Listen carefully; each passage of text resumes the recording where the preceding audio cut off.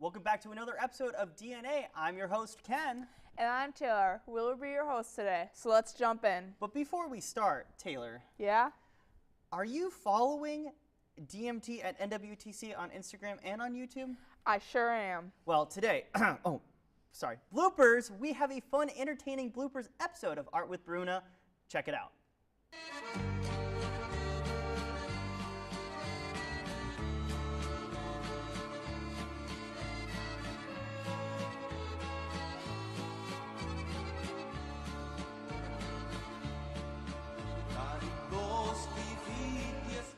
Welcome. I don't need to say welcome.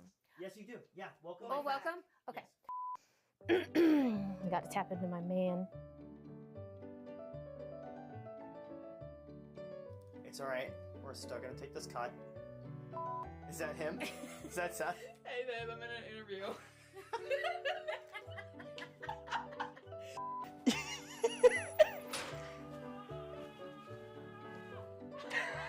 So bad or something like that.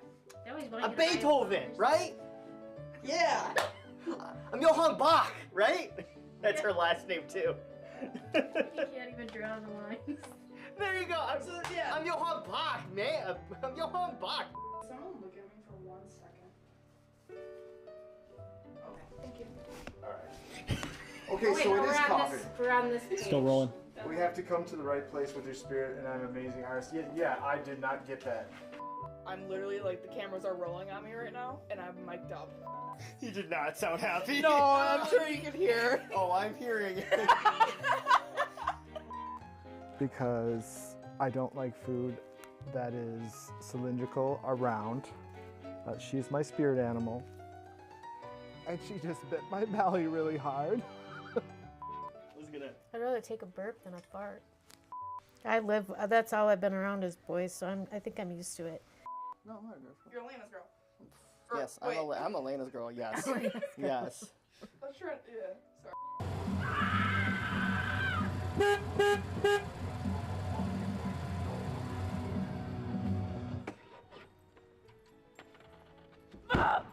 God!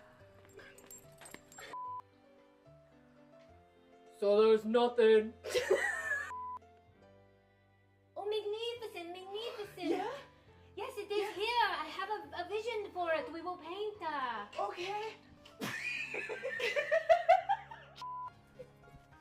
He's gone.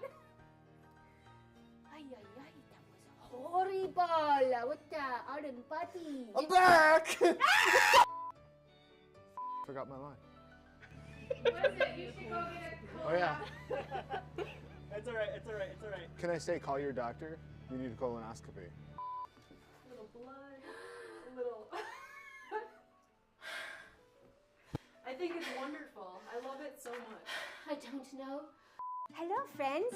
This episode is brought to you by ZTUJO, this beautiful paintbrush holder.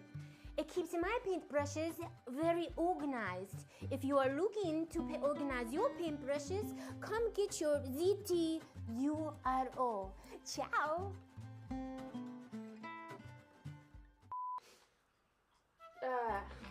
Do you think Chad will ever get better at art? I don't think Chad will ever get better at art. No? And I'll make another rose for Elena when she finally says yes.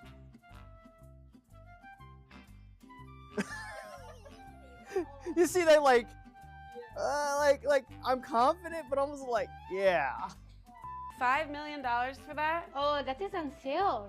It's beautiful. Oh, I love it.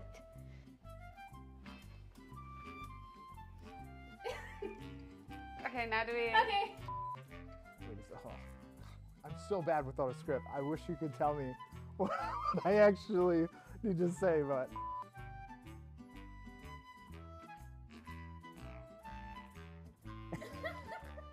I'm interviewing myself. Huh? Sigma, Alpha, Beta, Butterfly. You must be Bruno. Oh, yes, I am Bruna. Who are you and what are you doing here with no jacket on? I am Kai, and this is my spirit animal. Sorry, I'm sorry. Kai! Sorry, that's...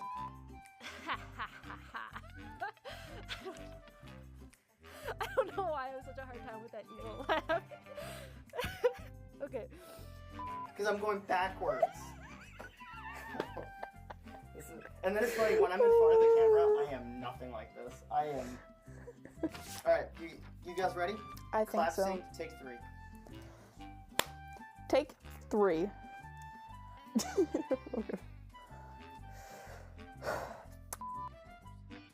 Thank you for watching all the bloopers. Have fun. Ciao. That was good. There you go. Alright, cut. Cut.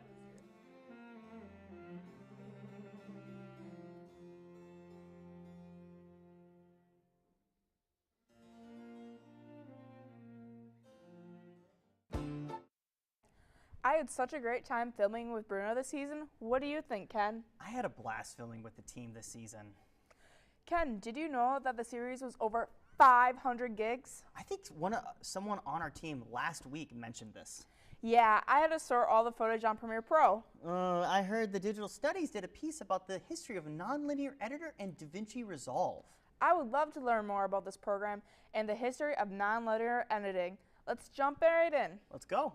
Hello, and welcome to this episode of Digital Studies. My name is Dustin, your host today. Today, we will be delving into the more digital side of digital studies. This is an episode featuring DaVinci Resolve.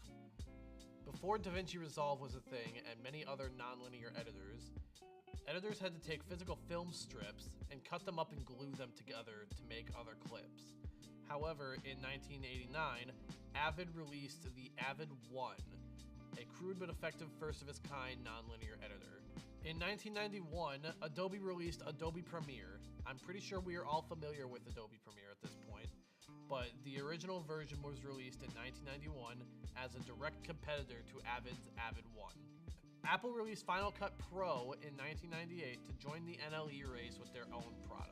Avid became the industry standard very early on, with Adobe and Apple's products having close followings of their own. Avid, Apple, and Adobe ended up trying to leverage their consumers in various ways during the mid-2000s, with Avid marketing their hardware to process results far beyond anything Apple or Adobe could ever achieve. However, Adobe and Apple have made some crucial errors during these years that decreased their popularity, with Apple releasing the historically panned Final Cut Pro X software and Adobe changing their subscription model to become very non-consumer friendly.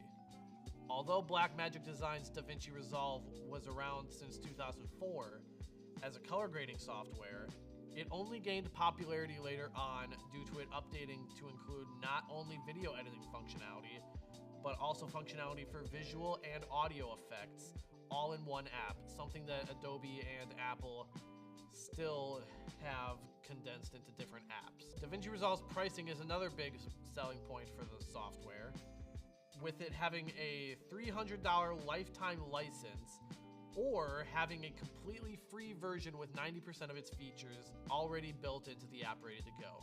DaVinci Resolve's popularity is only going to get higher, and it's no secret that the software is going to become a major player in the nonlinear editing industry. Now that we covered the history of nonlinear editing, including DaVinci Resolve, why don't we take a step inside of DaVinci Resolve to see how the product actually works. Go to the DaVinci Resolve website at blackmagicdesign.com and click the DaVinci Resolve free download now button. There is an option for you to download DaVinci Resolve Studio for $2.95, but for this tutorial, the only thing you need is DaVinci Resolve Free Edition. Once you open DaVinci Resolve on your computer after it is done downloading, you can click New Project in the bottom right on the window that pops up, and you can name your project whatever you would like. Once you open your project, go down to your files, open up the clip that you want to import, which is right here for me, and drag and drop it into the media pool. Click the button that says change. Once you drag your clip into the timeline will look like this. If you want to adjust the size of your timeline, click this little slider next to the zoom key and slide it back and forth to zoom your timeline in and out. To add a cut to your clip, simply press the B button on your keyboard or click this little razor icon and simply click on the timeline where you want to apply a cut. Once you have applied a cut, simply grab the clip that you want to move around and move the clip by clicking onto it and dragging left and right with your mouse. Now we're going to get into a little bit more advanced editing with the transform functions. Over here in the top right of the screen, you can see the transform tool where it'll ask you to adjust your zoom, position, rotation angle, etc. In order to adjust the setting that you want to edit, simply hover over the number with your mouse and then click and hold and drag left and right in order to adjust the zoom, position, and so on. With the crop tool down here, you can choose to adjust this. You can choose to adjust this slider in order to crop an image into whatever specific part you want to show. To apply a transition to your clip, go to where two clips meet on your timeline and go down to video transitions. Once you click that, you will open the transitions menu and you can simply drag and drop a transition from the menu onto the timeline where you want your clips to transition. In order to apply a green screen effect onto your timeline, just drag in the green screen footage that you want to import and then find 3D here under OpenFX. From there, you want to make sure that you're on OpenFX overlay by clicking this little drop-down menu. And then in the effects tab on the top right, click the plus icon with the little dropper and remove the screen and click on the screen to remove the green. There may still be a little bit of green, so just click and drag on where the green is in order to remove the green. Once you have accomplished that, you can scroll down to behavior options and then adjust the despill slider in order to remove any more green. And just follow each of these settings down here in order to fine-tune your green screen edit. DaVinci Resolve also comes with a variety of pre-made effects made with their Fusion tab that you can add to your clip. In order to add one of them, simply go into the effects panel in the bottom left and choose an effect that you want to add onto the timeline. For example, I want to add this comic book look to the timeline, to this clip. I just click it, drag it, and drop it onto the clip that I want to edit. Finally, in order to export your clip, simply go to the Deliver tab on the bottom of the page and simply follow these settings on the left. Choose your file name, choose your location, adjust your timeline, adjust your export settings, and then click Add to Render Queue, and you should be good to go. Now that we took a step inside of DaVinci Resolve and took a look at its functions, now I want to give my quick review on the software itself. As a